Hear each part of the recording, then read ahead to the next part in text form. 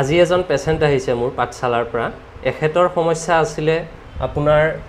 কিডনিত পাথৰ আছিলে ইয়াতে চাওক লেফ্ট ৰেনেল কেলকুলি আৰু প্ৰষ্টেটিক সিস্ট মানে প্ৰষ্টেট গ্লেণ্ডত সিস্ট হৈছিলে আৰু কিডনিত পাথৰ আছিলে এইখন সোনোগ্ৰাফি কৰা হৈছিলে 3 ফেব্ৰুৱাৰী 2024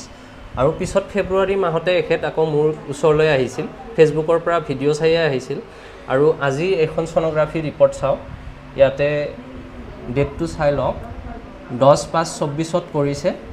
ইয়াতে আপোনাৰ অকল গ্ৰেড 1 ফেটি লিভাৰ আছে মানে লিভাৰত অকনমান চৰ্বি আছে বাকি আপোনাৰ কিডনিৰ পাথৰ আৰু প্ৰষ্টেটৰ সিস্টটো ঠিক হৈ গৈছে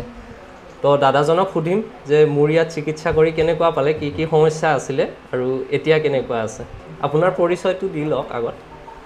নমস্কাৰ মই গোপাল দাস মই আসলতে প্ৰষ্টেটিক সিস্ট কিডনি পাথৰ আৰু ফেটি লিভাৰৰ সমস্যাত ভুগি আছিলোঁ এলোপেথিক ডক্টৰ তাত গ'লো মই গৈ পেলাই ভালকৈ চিকিৎসা কৰিলোঁ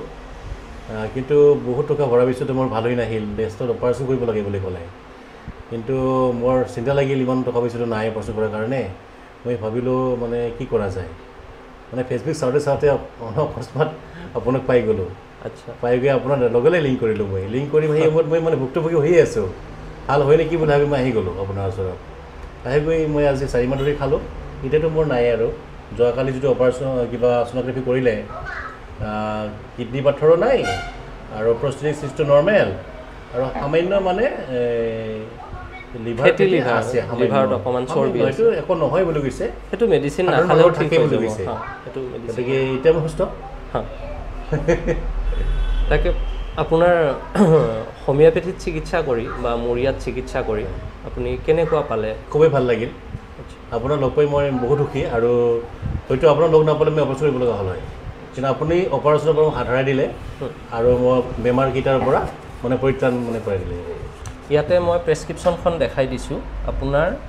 এইটো সেকেন্ড প্ৰেছক্ৰিপশ্যন প্ৰথম প্ৰেছক্ৰিপশ্যনখন হেৰাই গৈছে আপোনাৰ 28/3/2024 মাৰ্চ মাহত কৰা হৈছে বাকি আজি জাষ্ট মই 3টামান মেডিচিন দি দিছোঁ যাতে কিডনি ষ্টোনটো আকৌ গঠন হ'ব নোৱাৰে যাতে প্ৰিভেনশ্যনটো কৰিব পৰা যায় দ্বিতীয়তে ফেটি লিভাৰৰ কাৰণে মই জাষ্ট ডায়েটটো কন্ট্ৰোল কৰিব দিছোঁ যেহেতু গ্ৰেড 1 আছে তাৰ কাৰণে মেডিচিন নালাগে আৰু বাকি প্ৰষ্টেটিক সিস্টটো আৰু নাইকিয়া হৈ গৈছে তাৰ কাৰণেও একো কৰিব নালাগে যদি আপোনালোকৰো এনেকুৱা ধৰণৰ সমস্যা আছে মোৰ চেম্বাৰত আহিব পাৰে স্ক্ৰিনত মোৰ চেম্বাৰৰ ফোন নম্বৰ আৰু ঠিকনা দিয়া আছে অহাৰ আগত কিন্তু আপোনালোকে সদায় ফোন কৰি আহিব কাৰণ মোৰ ডিউটি থাকে ডিউটিৰ পিছতহে মই চেম্বাৰ কৰোঁ সো আহি যাতে ঘূৰি যাবলগীয়া নহয় সেইকাৰণে সদায় এবাৰ মোক ফোন কৰি তাৰ পিছতহে আহিব আৰু ফোন কৰোঁতে মনত ৰাখিব ৰাতিপুৱা 10টাৰ পৰা ৰাতি 8টাৰ ভিতৰতে যাতে আপোনালোকে ফোনটো কৰে আপোনালোকৰ যদি কিবা প্ৰশ্ন থাকে তেনেহলে কমেন্টত লিখিব মই তাৰ উত্তৰ দিবলৈ চেষ্টা কৰিম যদি ভিডিঅটো ভাল লাগিছে তেনেহলে লাইক আৰু শেয়াৰ কৰিব মোৰ চেনেলটো বা পেজটোলে যদি প্ৰথমবাৰৰ বাবে আহিছে তেনেহলে এটো সাবস্ক্ৰাইব বা ফলো কৰি থৈ দিব